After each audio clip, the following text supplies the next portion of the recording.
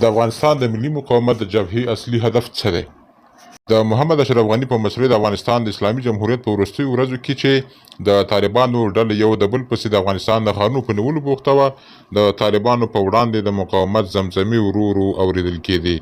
د 2020 کال د اګست په 15مه د کابل سقوط وروسته د افغانستان د پخواني حکومت یو شمېر دولتي چارواکي د پوځ منصبداران او سرتېري پنجشیر ته په شا شول چې طالبان لا تر هغه وخته نه وو نیولي.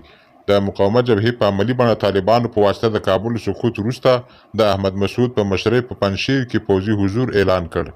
د احمد مسعود پلار احمد شاه مسعود هم د طالبانو د واکمنۍ په لومړۍ دوره کې د طالبانو ضد پاڅون د جبهې جب کړي قوماندانان وو.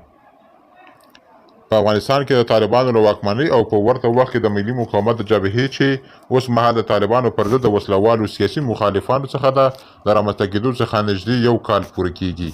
د افغانستان د ملي مقاومت جبهه د پوځي اړخه په پنجشیر ولایت د اندراب په 3 ولسوالیو، د بغلان ولایت د خوست فرنګ ولسوالۍ او د تخار ولایت په ورسج ولسوالۍ کې فعاله ده.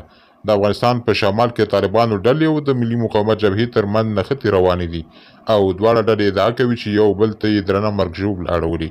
خو اصلي پوښتنه دا ده چې دغه سیاسي وسلوال جبهه څه هدف لري؟